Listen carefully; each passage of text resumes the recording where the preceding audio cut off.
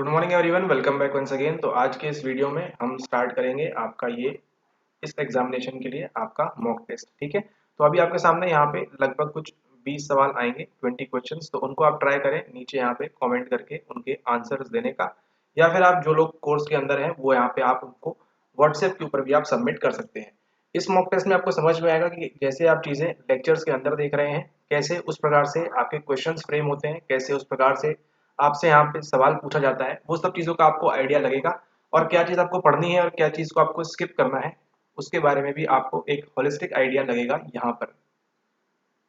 ठीक है, तो ट्राई करिए इनको आंसर्स देने का। और इसी के साथ साथ कल जिनका एग्जामिनेशन है सेट वाला, ठीक है, तो उसके लिए आप लोग के लिए भी यहाँ पे प्रैक्टिस हो जाएगी। तो ट्राई करें इसको 20 में से आप 15 के अबव स्कोर करें एटलीस्ट, कम से कम। अदरवाइज अगर 15 के नीचे आपका स्कोर जा रहा है, मतलब यहाँ पे थोड़ी सी सिचुएशन जो है वो डाइसी है। ठीक है, चलिए स्टार्ट करते हैं। सबसे पहले देखते हैं यहाँ पे क्वेश्चन नंबर 1 की तरफ चलते हैं। यहाँ पे क्या बोल रहा है आपसे, क्वेश्चन नंबर 1 में आपसे बोल रहा है कि generally the dancing and singing ability is developed by. ठीक है, ऑप्शंस क्या है आपके पास, right hemisphere, cerebellum, mid brain and hypothalamus. ठीक है, तो यहाँ पे आपका कौन सी यूनिट से पूछा है, आपके जो चलती है, ये आपका जो है ये सवाल था आपके एमपीपीएससी असिस्टेंट प्रोफेसर के लिए, आपका 2018 वाला। ठीक है, तो आपको जो ब्रेन की कंप्लीट फंक्शनिंग है वो मालूम होना चाहिए। आपके जो ब्रेन के पार्ट्स हैं, कौन कौन सा आपका लेफ्ट हेमिस्फीयर क्या काम करता है, आपका राइट हेमिस्फीयर क्या काम करता है, ठीक है, कितने आपके लोब्स होते हैं। एंड यहाँ पे जो सारी चीजें दी हुई है यहाँ पर आप देखिए, ये है आपका राइट हेमिस्फीयर, ये है सेरेबेलम, सेरेबेलम की क्या फंक्शनिंग होती है, ठीक है, सबसे नीचे यहाँ पर होता है। देन आपका जो मिड ब्रेन है उसकी क्या फंक्शनिंग होती है, उसी के साथ साथ आपका जो हाइपोथैलेमस है उसकी क्या फंक्शनिंग होती है। इन सभी के बारे में आपने जानना है, उसको करना है। ठीक है, तो जो भी आपको लगता है करेक्ट आंसर है इसका, उसको आप नीचे यहाँ पर कमेंट कर सकते हैं। ठीक है, चलिए अब चलते हैं आगे यहाँ पे सेकेंड क्वेश्चन की ओर। यहाँ पे आपको दिया है मैच द फॉलोइंग आइटम्स। यहाँ पर कॉलम 1 एंड कॉलम 2 में, कॉलम 1 में आपकी जो दी है कहाँ पे, ये आपका अगेन यूनिट 4 आप देख रहे हैं यहाँ पर कितनी इंपॉर्टेंट हो जाती है। यूनिट 4 जो है आपकी बायोसाइकोलॉजी, उसमें यहाँ पे देखिए आपसे पूछ रहे हैं ग्लैंड्स के बारे में। सबसे पहले आपका थायराइड ग्लैंड है, देन आपका पैराथायराइड है, दोनों चीजें लेक्चर में कवर है। पेनक्रियास ये भी कवर है, गोनाड्स ये भी कवर है। सिंपल सा ये आपका इजी सा सवाल है, लेकिन यहाँ पे जिसने पढ़ा हो उसके लिए। ठीक है, यहाँ पे बोल रहे हैं primary and secondary sex features, glycogen and insulin, glycogen and insulin कहाँ से सिक्रीट होता है, कहाँ से निकलता है। देन कैल्शियम को कौन कंट्रोल करता है इन चारों ग्लैंड्स में से। एंड देन फिर आपका नंबर 4 पे आपका आता है यहाँ पर मेटाबॉलिज्म। ठीक है, तो यहाँ पर देखिए सबसे इजी सिंपलेस्ट जो है आपको डी, आप जो गोनाड्स है इसको आप इजीली एलिमिनेट कर सकते हैं यहाँ पर। एंड एलिमिनेट करने के साथ ही साथ देख रहे हैं डी के साथ, ना तो ये गोनाड्स का आपके मेटाबॉलिज्म से रिलेटेड है, ना आपके कैल्शियम कंट्रोल से है। ठीक है, आपकी बॉडी में कैल्शियम कौन कंट्रोल करता है, ठीक है, और ना ही इसका आपका यहाँ पर ग्लाइकोगेन एंड इंसुलिन से है। ठीक है, तो बचता क्या है आपके पास, एक ऑप्शन आपके पास बचता है, ऑप्शन केवल केवल डी, गोनाड्स। आपके primary and secondary sex features जो आपके होते हैं वो करते हैं, वो रेगुलेट करते हैं आपके कहाँ से, आपके गोनाड्स से। ठीक है, वहां पे आपके पास क्या होता है, आपके पास होता है वहां पे एंड्रोजन, एंड उसी के साथ साथ आपके पास होता है वहां पे एस्ट्रोजन। ठीक है, तो डी के साथ जैसे ही आप वन मैच करते हैं, आपको केवल एक ऑप्शन में मिल रहा है वो, और यही क्या हो जाता है आपका ऑप्शन नंबर बी यहाँ पे करेक्ट आंसर हो जाता है। ठीक है, ए के साथ 4, थायराइड को क्या बोल रहे हैं यहाँ पे, मेटाबॉलिज्म रेगुलेट करता है। बी, पैराथायराइड ग्लैंड्स जो है आपके कैल्शियम कंट्रोल करते हैं। पेनक्रियास से आपका ग्लाइकोगेन इंसुलिन निकलता है, ठीक है, बताया था आपको वहाँ पे। एंड आपका जो फैट वगैरह कंट्रोल करता है, ठीक है, ग्लूकोज बॉडी वगैरह में। सी के साथ आपका 2, एंड देन डी के साथ आपका 1, गोनाड्स आपके जो है यहाँ पे primary and secondary sex features को कंट्रोल करता है। ठीक है, तो ये रहा आपका दो सवाल आपने देख लिया अभी तक, कहाँ से, यूनिट नंबर 4 से। अब आगे देखते हैं यहाँ पे नेक्स्ट सवाल। अगेन एक आसान सा सवाल है आपके लिए यहाँ पे, इसको आप बड़ी इजीली आंसर कर सकते हैं। Arrange the stages of psychosexual development in their correct order. ठीक है, सबसे पहले आपको ये मालूम करना है कि आपने ये थ्योरी किसने दी है। ये हम बात करें तो आपके सिगमंड फ्रॉइड है ना, सिगमंड फ्रॉइड से आपकी निकल के आती थ्योरी, डेवलपमेंट फेज के बारे में बताते हैं वो। कौन कौन सी स्टेजेस है यहाँ पे, नंबर फर्स्ट पे बोल रहे हैं फेलिक स्टेज, क्या ये पहले आती है, एनल स्टेज क्या ये पहले आती है, ओरल स्टेज क्या ये पहले आती है, लेटेंसी स्टेज, और फिर यहाँ पे आपकी जेंटियाल नहीं, ये आपकी जेनाइटल स्टेज है। ठीक है, अगेन इसको आप आंसर करें, ए बी सी डी यहाँ पे है। ठीक है, जो भी इसका करेक्ट आंसर आपने लगता है उसको आप नीचे यहाँ पे कमेंट कर सकते हैं। देन नंबर 4 पे आता है आपका who has given the following statement, इनमें से किसने ये दिया हुआ है, mind is blank at birth and most knowledge comes from sensory experiences. ठीक है, अभी रिसेंटली इसको कवर किया है हमने, मास्लो, विलियम जेम्स, डार्विन या फिर लॉक। ठीक है, डार्विन यहाँ पे DARWIN। ठीक है, तो ये रहा आपके सामने क्वेश्चन नंबर 4 यहाँ पर। मास्लो अब्राहम मास्लो ने बोला है कि माइंड जो है हमारा जन्म के समय खाली रहता है और जो जितना भी नॉलेज हमको मिल रहा है वो सब कहाँ से आ रहा है, वो सब सेंसरी एक्सपीरियंसेस से आ रहा है। ठीक है, जो हमने पढ़ा था आपको पोस्टीरियरी एंड प्रायरी के बारे में, उसी से रिलेटेड है। थोड़ा सा आपने लेक्चर देखा है अच्छे से तो आपको ये बड़ी ही आसानी से 2 सेकंड के अंदर आपको ये आंसर बन जाएगा। ठीक है, तो इसका जो आंसर होगा क्वेश्चन नंबर 4। एंड देन चलते हैं हम यहाँ पे क्वेश्चन नंबर 5 के ऊपर।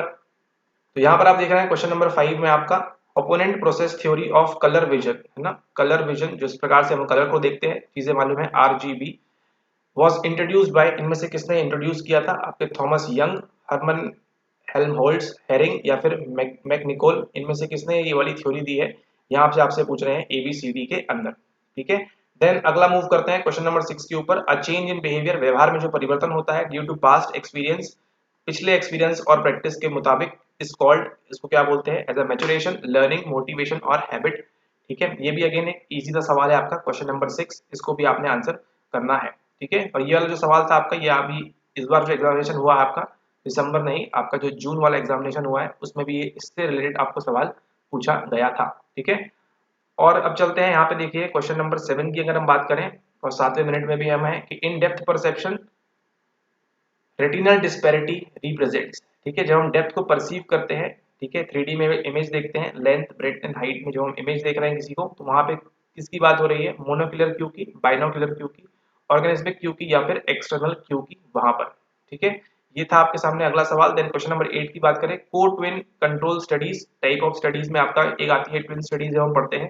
ठीक है, जब हमको किसके बारे में स्टडी करना होता है, हमको करना होता है वहां पे आपके पेरेंट एंड एनवायरनमेंट। अगर हम सिंपल टर्म से बात करें तो वहां पे आपका नेचर वर्सेस न्यू नर्चर की जो कंट्रोवर्सी है ना, पालन पोषण वाली जो कंट्रोवर्सी है, उसके बारे में बात हो रही है यहाँ पर।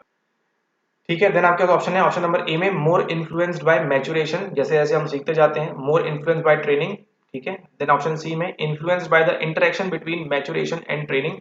ठीक है, एंड देन आपका है option number D, less bye maturation and more by training. ठीक है, इनमें से जो भी आपको लगता है सही आंसर वो आप करें यहाँ पर। देन अगला देखते हैं यहाँ पे क्वेश्चन नंबर 9 क्या पूछ रहे हैं, internal environment of the body is regulated by. ठीक है, आपका जो इंटरनल एनवायरनमेंट है आपकी बॉडी का, कौन रेगुलेट करता है? देख रहे हैं आप यूनिट नंबर 4 कितनी डोमिनेंस है। एंड अगर आपने हमसे पढ़ ली यूनिट नंबर 4 तो फिर कोई बात ही नहीं है। ठीक है, क्या पूछ रहे हैं यहाँ पे, internal environment of the body, आपकी बॉडी का जो इंटरनल एनवायरनमेंट है कौन रेगुलेट करता है? थैलेमस करता है, हाइपोथैलेमस करता है, मेडुला करता है या फिर पॉन्स करता है? बड़ा ही आसान सा सवाल है, 1 सेकंड में आपने इसको कर लेना है। देन यहाँ पे क्वेश्चन नंबर 10 की बात करें, pregnancy is related with good figure, specificity, integration या फिर साइज कंसिस्टेंसी। ठीक है, हमने जाना था लॉ ऑफ गेस्टाल्ट के अंदर कई प्रकार के नियम होते हैं और उसी में एक नियम कौन सा होता है हमारे गेस्टाल्ट में? आपके प्रेग्नेंस का। ठीक है, तो ये थे आपके सामने 10 सवाल, इसको आप सॉल्व कर सकते हैं एंड सबमिट भी कर सकते हैं। ठीक है, जो कोर्स के बच्चे हैं वो इसको सबमिट कर देंगे, अपने आंसर्स 1 से लेके 20 तक ऐसे करके सबमिट कर देंगे अपने आंसर्स। ठीक है, अब यहाँ पे देखिए question number 11, according to Norman and Bobrow model, ये शायद आप पहली बार पढ़ेंगे, which of the following statement is true? ये इनमें से कौन सा ट्रू है? A, data limited task is influenced by practice, resource limited task is influenced by practice, control perceptional attention, control attention perception. ठीक है, इनमें से जो भी आपने ऑप्शन लग रहा है यहाँ पे, इसको आप सॉल्व कर सकते हैं। ठीक है, ये नया सवाल है, आउट ऑफ द कॉन्टेक्स्ट सवाल है, लेकिन अगर बनता है तो अच्छी बात है, नहीं बनता तो कुछ भी बात नहीं है। यहाँ पे देखिए क्वेश्चन नंबर 12 अगला, again epinephrine hormone is secreted from. ठीक है, अगेन हार्मोन की बात कर रहे हैं यहाँ पे, अगेन ग्रंथियों की बात कर रहे हैं, कौन सा कहाँ से रिलीज होता है? ये आपका एड्रीनल है, ये आपका थाइमस है, ये आपका थायराइड है, ये आपका पिट्यूटरी है। ऊपर क्या देख के आ रहे हैं आप थायराइड के बारे में कि कहाँ से निकलता है, क्या कंट्रोल करता है, तो ये तो ऑलरेडी एलिमिनेट हो चुका है। बचते हैं आपके पास 3, गेस करिए इसको और इसका करेक्ट आंसर दीजिए। देन अगली बात करें यहाँ पे question number 13, according to apparent distance theory of illusion. ठीक है, जो हम मानसिक भ्रम की बात करते हैं उसके संदर्भ में पूछ रहे हैं आपसे कि यहाँ पे करेक्ट क्या है, which of the following is true? Illusion occurs due to strain in the speed of eye movement, ये वाला है आपका। Illusion occurs because of detail explanation of images which creates confusion. Illusion occurs because of the differences between retinal images and distance between images or objects in perceptor. ठीक है, perceptor यहाँ पे जो भी आपने लग रहा है इसका आंसर वो आपने करना है। ठीक है, देन यहाँ पे देखिए थोड़ा सा डिफिकल्ट सवाल है क्वेश्चन नंबर 13 जो है डिफिकल्टी होता है। अब यहाँ पे देखिए क्वेश्चन नंबर 14 की बात करें यहाँ पर, तो ये आपके सामने यहाँ पे विच of the correct among order among the following, correct order में जमाना है आपको। Sensory motor, pre operational stage, stage of concrete operation, stage of formal operation. ये पढ़ते साथ ही आपको रिलेट कर देना चाहिए यहाँ से कि किसकी थ्योरी है ये आपकी जीन पियागेट की थ्योरी है। उन्होंने बताया है 1 order, 2nd order, 3rd order, 4th order, आपको ऑर्डर वाइज जमाना है इसके अंदर। ठीक है, ये रहा आपके सामने क्वेश्चन नंबर 14। और उसी के साथ साथ यहाँ पे देख रहे हैं क्वेश्चन नंबर 15 की बात करें। यहाँ पे क्वेश्चन नंबर 15 में the perception of one's gender and the behaviour that is associated with that gender is termed as, इनमें से क्या बोलते हैं इसको? जेंडर बोलते हैं, जेंडर स्टीरियोटाइप, और इज इट आइडेंटिटी, और यहाँ पे आपकी जेंडर आइडेंटिटी। ठीक है, तो जो भी आपको लग रहा है सही उसको आप मार्क करें, उसको आप नोट करें यहाँ पे। ठीक है, अब चलते हैं आगे क्वेश्चन नंबर 16 के ऊपर। Which of the following is not a principle of organisation of perception. जो ऊपर अभी देखा, अगेन देख रहे हैं एमपीपीएससी की अगर बात करें तो आपके टॉपिक्स किस प्रकार से रिलेटेड होते हैं, है ना। एक ही गेस्टाल्ट से देख लीजिए यहाँ पे, वो 3-4 सवाल पूछ रहे हैं आपसे गेस्टाल्ट से संबंधित ही। अब यहाँ पे देखिए the law of contrast, the law of proximity, the law of similarity, the law of pragnanz, इनमें से कौन सा परसेप्शन ऑर्गेनाइजेशन वाला नहीं है? काफी इजी सा सवाल है ये वाला। देन यहाँ पे देखिए क्वेश्चन नंबर 17 की बात करें, द लेफ्ट सेरेब्रल हेमिस्फीयर। अभी क्या पूछा था ऊपर आपसे? राइट, सॉरी, बट देखिए यहाँ पे ऊपर आपसे राइट के बारे में पूछा, यहाँ भी आपसे लेफ्ट के बारे में पूछ रहे हैं। The left cerebral hemisphere is responsible for, और अगर आप अच्छे से पढ़ाई कर रहे हैं इस चीज की तो आपको ये क्वेश्चन अगर आपसे नहीं बन रहा है तो आप जो है तैयारी सही से नहीं कर रहे हैं। ठीक है, ये वाला जो सवाल है, ये वाला जो क्वेश्चन है, आपसे बड़ी ही आसानी से बनना चाहिए। यहाँ पर ऑप्शन नंबर ए में परसेप्शन की बात हो रही है कि हमारा जो लेफ्ट सेरेब्रल हेमिस्फीयर है, ठीक है, ये वाला जो है किसके लिए रिस्पॉन्सिबल होता है? परसेप्शन के लिए होता है। क्या ये मेमोरी के लिए होता है? क्या हिपोकैम्पस होता है? क्या थिंकिंग के लिए करता है? या फिर आपका ये लैंग्वेज एंड स्पीच के लिए करता है? ए बी सी डी, जो भी आपको लगता है सही आंसर, नीचे आप यहाँ पे कमेंट कर सकते हैं। उसके साथ देखिए यहाँ पे क्वेश्चन नंबर 18 की बात करें तो यहाँ पे देखिए सेल्फ सेंट्रल कॉग्निशंस। ठीक है, ये भी आपको बताया है कि कौन सी एज में होता है। अगेन देखिए टॉपिक वही चल रहा है आपके डेवलपमेंट का, और सवाल आपसे पूछ रहे हैं। Self centred cognitions plus the belief that one is the centre of others attention are known as. ठीक है, बड़ा ही आसान सवाल है यहाँ पे। Adolescent day dreaming, adolescent egocentrism, adolescent ideation, adolescent defence mechanism. ठीक है, तो डिफेंस मैकेनिज्म यहाँ पे ऑप्शन दिया है, तो इसको आप देखें कि आपको लगता है ये डिफेंस मैकेनिज्म और ये सवाल का कोई भी संबंध है? हमें तो नहीं लगता, आप बताइए क्या लग रहा है आपको। ए बी सी डी में से जो करेक्ट आंसर है उसको आप नीचे यहाँ पर बता सकते हैं। देन अभी आगे चलते हैं यहाँ पे सेकेंड लास्ट क्वेश्चन, यहाँ पे है क्वेश्चन नंबर 19।